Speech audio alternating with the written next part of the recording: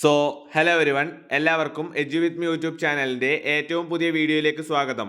ഇന്നത്തെ വീഡിയോയിൽ SSLC chemistry പരീക്ഷയ്ക്ക് ഷുവറായിട്ടും ചോദിക്കുന്ന ചോദ്യങ്ങളുമാണ് ഡിസ്കസ് ചെയ്യുന്നത്. ഉറപ്പായും വരുന്ന ചോദ്യങ്ങളാണ്, അതിനാൽ തന്നെ ഈ വീഡിയോ മുഴുവനായും കണ്ടിരിക്കാൻ ശ്രദ്ധിക്കുക. വീഡിയോയിലേക്ക് പോകുന്നതിന് മുമ്പായി ചാനൽ ഇതുവരെയും സബ്സ്ക്രൈബ് ചെയ്യാത്ത കൂട്ടുകാർ സബ്സ്ക്രൈബ് ചെയ്ത് ഒപ്പത്തൊട്ടടുത്തുള്ള ബെല്ലൈക്കൺ കൂടി എനേബിൾ ചെയ്യാൻ ശ്രദ്ധിക്കുക. കൂടാതെ നിങ്ങളുടെ കൂട്ടുകാരിലേക്ക് ഷെയർ ചെയ്യാനും വീഡിയോ ഒന്ന് ലൈക്ക് ചെയ്ത് കാണാനും ശ്രദ്ധിക്കുക. അപ്ഡേറ്റുകൾക്കും നോട്ട്സുകൾക്കുമായി എഡ്യു വിത്ത് മീ യൂട്യൂബ് ചാനലിൻ്റെ വാട്സപ്പ് ചാനൽ ലിങ്ക് താഴെ കമൻറ്റ് ബോക്സിൽ പിൻ ചെയ്ത് നൽകിയിട്ടുണ്ട്. അതിൽ ക്ലിക്ക് ചെയ്ത് വാട്സപ്പ് ചാനലിൽ ജോയിൻ ചെയ്യാവുന്നതാണ്. അപ്പോൾ നമുക്ക് നേരെ വീഡിയോയിലേക്ക് കടക്കാം. ആദ്യമായി തന്നെ പീരിയോഡിക് ടേബിളും ഇലക്ട്രോൺ വിന്യാസവും എന്ന പാഠഭാഗത്തു നിന്നും നാം അറിഞ്ഞിരിക്കേണ്ട ഒരു കാര്യമാണ് ഷെൽ അല്ലെങ്കിൽ സബ് ഷെൽ എന്നിവ.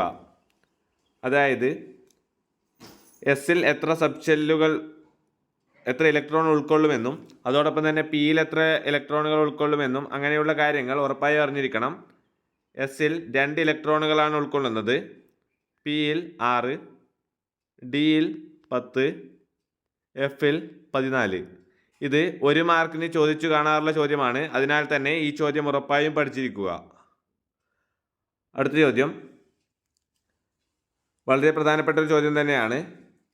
ഒരു മൂലകത്തിൻ്റെ ഇലക്ട്രോൺ വിന്യാസം അല്ലെങ്കിൽ അറ്റോമിക നമ്പർ നൽകിയതിന് ശേഷം ബ്ലോക്ക്, പീരിയഡ്, ഗ്രൂപ്പ് എന്നിവ കണ്ടുപിടിക്കാൻ പറയുന്ന ചോദ്യമാണ്. അതിനായി നമുക്ക് എസ് ബ്ലോക്കിലുള്ള ഒരു മൂലകമാണ് തന്നിട്ടുള്ളതെങ്കിൽ എസ് സബ് ഷെല്ലിലെ ഇലക്ട്രോണുകൾ തന്നെയാണ് അതിൻ്റെ ഗ്രൂപ്പ്. അടുത്തതായി പി ബ്ലോക്കിലെ ഒരു മൂലകമാണ് നൽകിയിട്ടുള്ളതെങ്കിൽ പി സബ് ഷെല്ലിലെ ഇലക്ട്രോണുകൾ പ്ലസ് 12 ആഡ് ചെയ്യുകയാണ് വേണ്ടത്.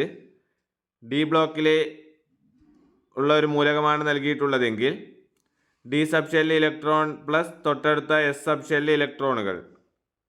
ഇത് നിങ്ങൾക്ക് ഈ പറഞ്ഞതുപോലെ നോക്കാവുന്നതാണ്. ബ്ലോക്ക് എന്നാൽ അവസാനം ഇലക്ട്രോൺ നിറയുന്ന സബ് ഷെല്ലാണ് ബ്ലോക്ക്. ഇപ്പോൾ ഇവിടെ നോക്കൂ, 2 എന്നതാണ് ബ്ലോക്ക്, എസ് എന്നാണ് ബ്ലോക്ക്. അടുത്തത് പീരിയഡ് എന്നത് ഏറ്റവും വലിയ ഷെൽ നമ്പറാണ്, അതിവിടെ 2 എന്നാണ്. ഗ്രൂപ്പ് നമുക്ക് ഇവിടെ എസ് ബ്ലോക്ക് ആയതിനാൽ എസിൻ്റെ മുകളിൽ എഴുതിയിരിക്കുന്ന 1, അതാണ് ഇവിടെ ഗ്രൂപ്പ് നമ്പർ. ഇതുപോലെയാണ് എല്ലായ്പ്പോഴും വരുന്നത്. അതിനാൽ തന്നെ ഈ ചോദ്യം ഉറപ്പായും വരും. അതിനാൽ തന്നെ നിങ്ങൾ ഉറപ്പായത് പഠിച്ചിരിക്കേണ്ട ഒരു ചോദ്യം തന്നെയാണ്.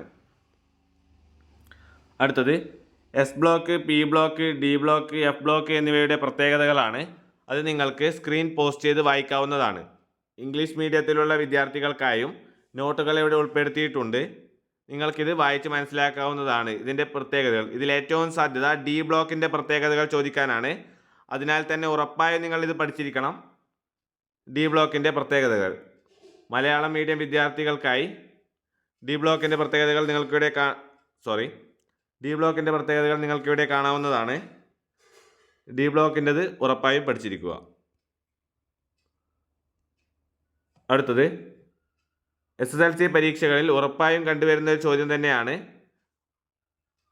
ക്രോമിയം, കോപ്പർ എന്നിവയുടെ സബ് ഷെൽ ഇലക്ട്രോൺ വിന്യാസം എഴുതുക, അതിൻ്റെ കാരണം എന്ത് എന്നിവയെല്ലാം പറഞ്ഞുകൊണ്ടുള്ളതാണ്.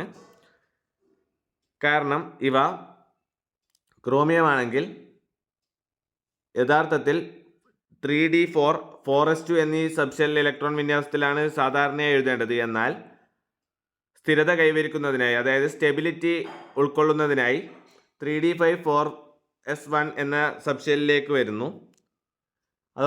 അതുപോലെ കോപ്പർ 3d9, 4s2 എന്നിങ്ങനെയുള്ള സബ് ഷെൽ ഇലക്ട്രോൺ വിന്യാസമാണ് വരുന്നത്. എന്നാൽ അത് 3d10, 4s1 എന്നിങ്ങനെയുള്ള ഇലക്ട്രോൺ സബ് ഷെൽ വിന്യാസമായി മാറുന്നു. നമ്മൾ ഇതിനുള്ള കാരണമായി എഴുതേണ്ടത് ഹാഫ് ഫിൽഡ് അല്ലെങ്കിൽ ഫുൾ ഫിൽഡ്, അതായത് ഭാഗികമായി നിറഞ്ഞത് അല്ലെങ്കിൽ പൂർണ്ണമായി നിറഞ്ഞ സബ് ഷെൽ ഇലക്ട്രോണുകൾ വളരെ സ്ഥിരതയുള്ളതായിരിക്കും, അതായത് സ്റ്റേബിൾ ആയിരിക്കും. അടുത്തത് ഇത്രയും പഠിച്ചാൽ നിങ്ങൾക്ക് ഒന്നാമത്തെ പാഠഭാഗത്ത് നിന്നുള്ള ചോദ്യങ്ങൾക്ക് ഉത്തരം എഴുതാൻ സാധിക്കും.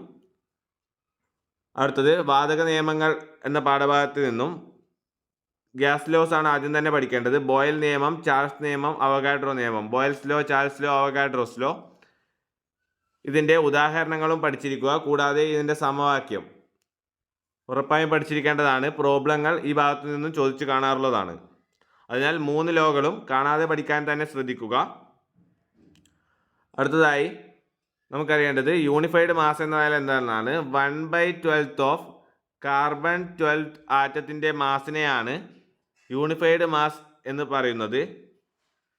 ഇത് 1 മാർക്കിന് അല്ലെങ്കിൽ 2 മാർക്കിന് ചോദിക്കുന്ന ചോദ്യമാണ്. അതിനാൽ ഈ ചോദ്യം പഠിച്ചിരിക്കുക. അടുത്തതായി 1 മോൾ എന്നതിനെ ഡിഫറൻറ്റ് രൂപത്തിലേക്ക് എഴുതുന്ന കാര്യമാണ് ഇവിടെ പറയുന്നത്. 1 മോൾ എന്നാൽ 6.022 × 10⁻23 നമ്പർ ഓഫ് ആറ്റംസ് ആണ്. മാസ് 1 GAM, മോളിക്യൂൾ ആണെങ്കിൽ 1 GMM, STPയിലെ വോളിയം ആണെങ്കിൽ 22.4 ലിറ്റർ ആണ്. ഇത് പ്രോബ്ലത്തിൽ വരാറുള്ളതാണ്. അതിനാൽ തന്നെ STPയിലെ വോളിയം പഠിച്ചിരിക്കേണ്ടതാണ്. അടുത്തത് ലോഹങ്ങളുടെ ജലവുമായുള്ള പ്രവർത്തനം എന്നതാണ്. അതായത് 3ാമത്തെ പാഠഭാഗത്തിലേക്ക് നമ്മൾ കടന്നിരിക്കുന്നു. ഈ ഭാഗത്ത് നിന്നും നമ്മൾ ഏറ്റവും പ്രധാനമായി പഠിച്ചിരിക്കേണ്ടത് പൊട്ടാസ്യം, സോഡിയം, കാൽസ്യം എന്നിവ ജലവുമായി പ്രവർത്തിച്ച് അവയുടെ ഹൈഡ്രോക്സൈഡുകളും ഹൈഡ്രജനുമാണ് ഉണ്ടാകുന്നത്. നമുക്ക് അടുത്തതായി മഗ്നീഷ്യം ജലവുമായി പ്രവർത്തിച്ച് ഹൈഡ്രോക്സൈഡും ഹൈഡ്രജനും തന്നെ ഉണ്ടാകുന്നു. ലോഹങ്ങൾ ഓക്സിജനുമായി പ്രവർത്തിച്ച് ഓക്സൈഡ് ഉണ്ടാകുന്നു. കാർബൺ ഡൈ ഓക്സൈഡുമായി പ്രവർത്തിച്ച് കാർബണേറ്റ് ഉണ്ടാകുന്നു. അടുത്തത് ആദേശ രാസപ്രവർത്തനം അല്ലെങ്കിൽ ഡിസ്പ്ലേസ്മെൻറ്റ് റിയാക്ഷൻസ് എന്നിവയാണ്. ക്രിയാശീലം കുറഞ്ഞ ലോഹങ്ങളെ അവയുടെ ലവണ ലായനിയിൽ നിന്ന് ക്രിയാശീലം കൂടിയ ലോഹങ്ങൾ ആദേശം ചെയ്യുന്നു. Metals with low reactivity are displaced from their salt solutions by metals of high reactivity. Magnesium കോപ്പറിനെ അവയുടെ ലായനിയിൽ നിന്ന്, സെഡൻ ഇരുമ്പിനെ അതിൻ്റെ ലായനിയിൽ നിന്ന്, ഇരുമ്പ് വെള്ളിയെ അതിൻ്റെ ലായനിയിൽ നിന്ന് ആദേശം ചെയ്യുന്നു. Mg can displace copper from its salt solution. Zinc can displace iron from its salt solution. Iron can displace silver from its salt solution. അടുത്തത് ഈ വർഷത്തെ പരീക്ഷയിൽ ഉറപ്പായും ചോദിക്കുന്ന ചോദ്യമാണ് ഗാൽവാനിക് സെൽ. കൂടാതെ നിങ്ങൾ പഠിച്ചിരിക്കേണ്ട ഒരു കാര്യമാണ് ഇതിൽ സാൾട്ട് ബ്രിഡ്ജിൻ്റെ പ്രാധാന്യം. ഇടയ്ക്ക് സാൾട്ട് ബ്രിഡ്ജ് മാത്രമായും ചോദിക്കാറുണ്ട്. കൂടാതെ ഇതിലെ ആനോഡിലും കാഥോഡിലും നടക്കുന്ന റിയാക്ഷൻസ് ആണ് ഇവിടെ എഴുതേണ്ടത്. അടുത്തത് വൈദ്യുത വിശ്ലേഷണ സെല്ലുകൾ, ഇലക്ട്രോലൈറ്റിക് സെൽ. ഇലക്ട്രോലൈറ്റുകൾ, വൈദ്യുത വിശ്ലേഷണം എന്നിവ പഠിച്ചിരിക്കുക. വൈദ്യുത വിശ്ലേഷണത്തിൽ ഇവിടെ ഒരു കോഡ് പറയുന്നു. കറി ആവോ.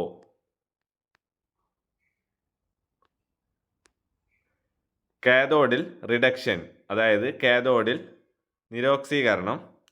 ആനോഡിൽ ഓക്സിഡേഷൻ, ആനോഡിൽ ഓക്സീകരണം എന്നിങ്ങനെയാണ്. ഈ കോഡ് ഓർമ്മിച്ചാൽ നിങ്ങൾക്ക് ഈ ഭാഗത്ത് നിന്നുള്ള ചോദ്യത്തിന് ഉത്തരം എഴുതാൻ സാധിക്കും. അടുത്തത് ജലത്തിൻ്റെ വൈദ്യുത വിശ്ലേഷണത്തിൻ്റെ രസതന്ത്രമാണ്. ജലം എങ്ങനെ വിഘടിക്കുന്നു എന്നതാണ് ഇവിടെ. അതിൽ ആനോഡിലെയും കാഥോഡിലെയും റിയാക്ഷൻസ് ആണ് ഇവിടെ എഴുതേണ്ടത്. H2O gives H++ OH-. അടുത്തത് ഒന്നുകിൽ ഈ ചോദ്യം അല്ലെങ്കിൽ ഈ ചോദ്യമാണ് നിങ്ങളുടെ കെമിസ്ട്രി പരീക്ഷയിൽ 3 മാർക്കിന് കാണാൻ സാധ്യതയുള്ള ചോദ്യം. ആദ്യമായി തന്നെ ഉരുകിയ സോഡിയം ക്ലോറൈഡിൻ്റെ വൈദ്യുത വിശ്ലേഷണം, അതിൽ ആനോഡ്, കാഥോഡ്, ആനോഡിലെ പ്രവർത്തനം. ഈ 3 കാര്യങ്ങളും നിങ്ങൾ ഉറപ്പായും പഠിച്ചിരിക്കുക. ഇത് പരീക്ഷയ്ക്ക് ചോദിക്കാൻ സാധ്യതയുള്ള ചോദ്യമാണ്. അതല്ലെങ്കിൽ സോഡിയം ക്ലോറൈഡ് ലായനിയുടെ വിശ്ലേഷണം, അയോണുകൾ, കാഥോഡിലെ പ്രവർത്തനം, ആനോഡിലെ പ്രവർത്തനം. ഈ റിയാക്ഷനും പഠിച്ചിരിക്കുക. ഇതിലേതെങ്കിലും ഒന്ന് ഉറപ്പായും ചോദിക്കുന്ന ചോദ്യമാണ്. വൈദ്യുത വിശ്ലേഷണത്തിൻ്റെ ഉപയോഗങ്ങൾ നോക്കാം. ലോഹ നിർമ്മാണം, രാസപദാർത്ഥങ്ങളുടെ നിർമ്മാണം, ലോഹ ശുദ്ധീകരണം. അടുത്തത് 4ാമത്തെ പാഠഭാഗമാണ്. ഈ ബോക്സ് ടെക്സ്റ്റ് ബുക്കിൻ്റെ 4ാമത്തെ പാഠത്തിലെ ടെക്സ്റ്റ് ബുക്കിൻ്റെ ആദ്യം തന്നെ നൽകിയിട്ടുള്ളൊരു ബോക്സാണ്. ഇത് ഉറപ്പായും ചോദിക്കുന്ന ചോദ്യമാണ്. അലുമിനിയത്തിൻ്റെ അയിരാണ് ബോക്സൈറ്റ്, ഇരുമ്പിൻ്റെത് ഹേമറ്റൈറ്റ് മാഗ്നറ്റൈറ്റ്, കോപ്പറിൻ്റെത് copper pyrite cuprite, zinc blende calamine. ഈ ബോക്സ് ഉറപ്പായും പഠിച്ചിരിക്കുക. ഇതിൽ നിന്ന് 1 അല്ലെങ്കിൽ 2 മാർക്കുള്ള ചോദ്യങ്ങൾ പ്രതീക്ഷിക്കാവുന്നതാണ്. അടുത്തത് ലോഹ നിഷ്കർഷണം, അതായത് എക്സ്ട്രാക്ഷൻ, മെറ്റൽ എക്സ്ട്രാക്ഷൻ. 3 സ്റ്റെപ്പുകളാണുള്ളത്. അയിരിൻ്റെ സാന്ദ്രീകരണം, കോൺസെൻട്രേഷൻ ഓഫ് ഓർ, സാന്ദ്രീകരിച്ച അയിരിൽ നിന്ന് ലോഹം വേർതിരിക്കൽ 2 ഘട്ടങ്ങളാണുള്ളത്. Calcination, roasting.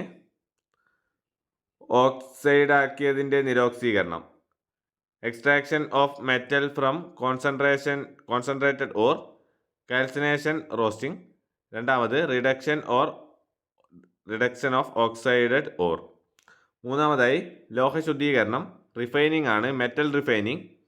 ഇതിൽ ലിക്വേഷൻ, ഡിസ്റ്റിലേഷൻ, ഇലക്ട്രോലൈറ്റിക് റിഫൈനിങ് എന്നിവ അടങ്ങിയിട്ടുണ്ട്. ഇത് ഒന്ന് പഠിച്ചു വയ്ക്കുന്നത് വളരെ നന്നായിരിക്കും, കാരണം ഈ ഭാഗത്ത് നിന്നും ചോദ്യങ്ങൾ ഉണ്ടായിരിക്കും. അടുത്തത് ഏറ്റവും പ്രധാനപ്പെട്ട ചോദ്യമാണ് ഇരുമ്പിൻ്റെ വ്യാവസായിക നിർമ്മാണം. Extraction of iron from it's or. ഇതിലെ ഈ 4 റിയാക്ഷൻസും നിങ്ങൾ പഠിച്ചിരിക്കേണ്ടതാണ്. 5 റിയാക്ഷൻസ് നിങ്ങൾ പഠിച്ചിരിക്കേണ്ടതാണ്. ഈ ബോക്സ് അതുപോലെ തന്നെ പഠിച്ചിരിക്കാൻ ശ്രദ്ധിക്കുക. കൂടാതെ ഇവിടെ ഓക്സികാരി, നിരോക്സികാരി തുടങ്ങിയ കാര്യങ്ങളും കൂടി പഠിക്കാൻ ശ്രദ്ധിക്കുക. പിന്നെ വളരെ പ്രധാനപ്പെട്ട ഒരു ചോദ്യം റോട്ട് അയൺ എന്ന ഭാഗമാണ്. ഇതുകൂടി ഒന്ന് പഠിച്ചിരിക്കാൻ ശ്രദ്ധിക്കുക. അടുത്തത് അലുമിനിയത്തിൻ്റെ നിർമ്മാണമാണ്.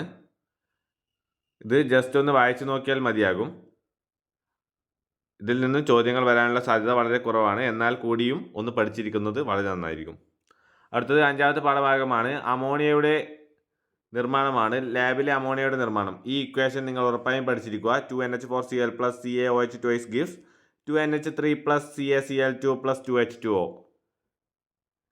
കൂടാതെ ഇവിടെ നീറ്റുകക്ക അല്ലെങ്കിൽ കാൽസ്യം ഓക്സൈഡിലൂടെ കടത്തിവിടുന്നത് എന്തിനാണെന്ന് ചോദിക്കുന്നുണ്ട്. ഇതിലെ ജലാംശം നീക്കം ചെയ്യാനാണ്. അത് 1 മാർക്ക് അല്ലെങ്കിൽ 2 മാർക്കിൻ്റെ ഒരു ചോദ്യമാണ്. ഉറപ്പായും പഠിച്ചിരിക്കേണ്ട ചോദ്യം. അതായത് നീറ്റുകക്ക അല്ലെങ്കിൽ കാൽസ്യം ഓക്സൈഡ് CaOയിലൂടെ ഇത് കടത്തിവിടാനുള്ള കാരണം എന്ത് എന്നാണ് ഉത്തരം. വാതകത്തിലെ ജലാംശം നീക്കം ചെയ്യുന്നതിന് വേണ്ടി.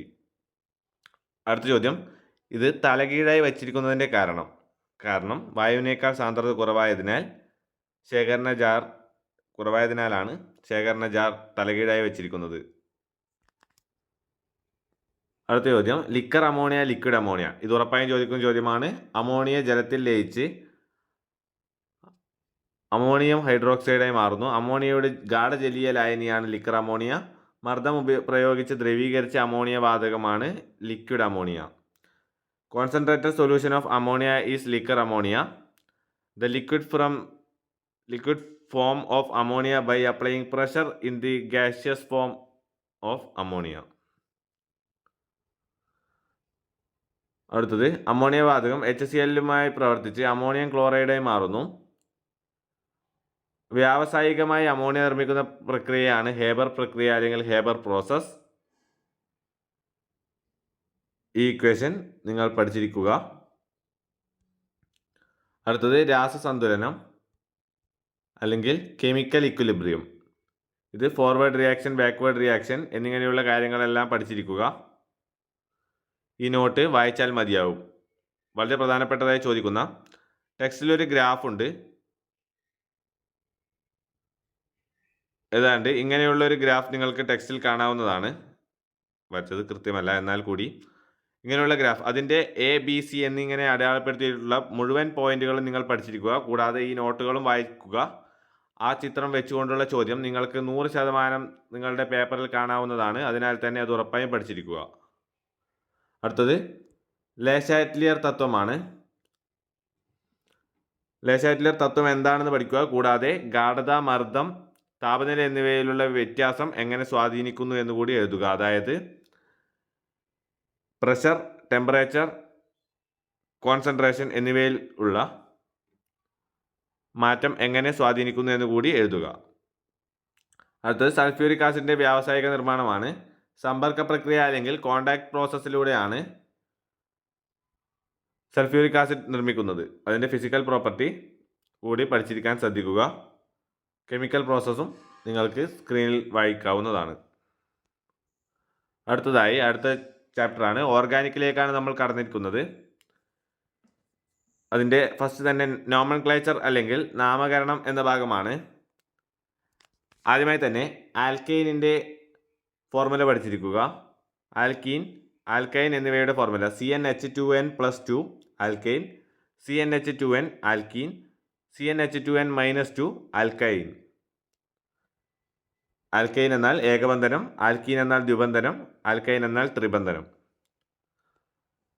ഇതിൻ്റെ നാമകരണം അല്ലെങ്കിൽ നോമൻക്ലേച്ചർ ഉറപ്പായും പഠിച്ചിരിക്കേണ്ട ചോദ്യമാണ്. 2 മാർക്കിന് അല്ലെങ്കിൽ 1 മാർക്കിന് ഇതിൻ്റെ പേരിടാനുള്ള ചോദ്യം ഉണ്ടായിരിക്കുന്നതാണ്.